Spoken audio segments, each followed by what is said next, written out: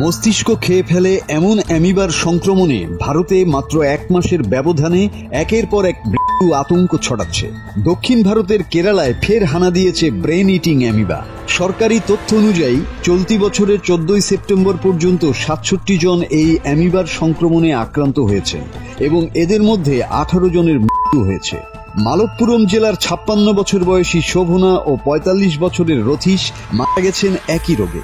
একই হাসপাতালে চিকিৎসাধীন আরও কয়েকজনের অবস্থাও গুরুতর।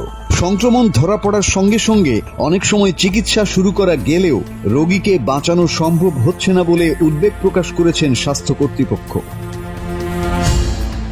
সম্প্রতি আক্কুলাম ট্যুরিস্ট ভিলেজের সুইমিং পুলে সাঁতার কাটতে গিয়ে মস্তিষ্ক খেকো অ্যামিবার শিকার হয়ে 17 বছরের এক কিশোরের মৃত্যু ঘটে। এর পরপরই কর্তৃপক্ষ ওই সুইমিং পুল বন্ধ করে দেয় এবং পানির নমুনা পরীক্ষা শুরু করে। এই অ্যামিবা সাধারণত দূষিত নদী, পুকুর, কুয়া বা সুইমিং পুলের উষ্ণ ও নোংরা পানিতে জন্ম নেয়।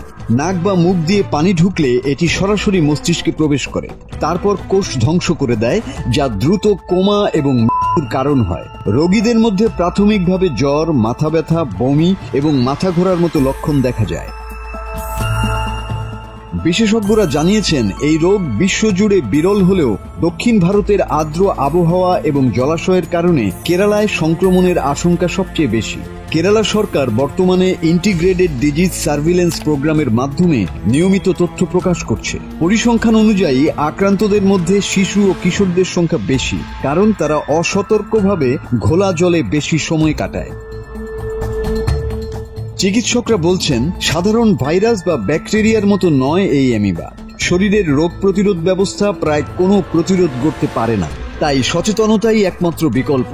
স্বাস্থ্যকর্মীরা গ্রামে গ্রামে গিয়ে জনগণকে কুয়ার জল ফুটিয়ে ব্যবহার করতে, খোলা জলাশয় এড়িয়ে চলতে এবং সাঁতারের সময় বিশেষ সতর্কতা অবলম্বন করতে পরামর্শ দিচ্ছেন।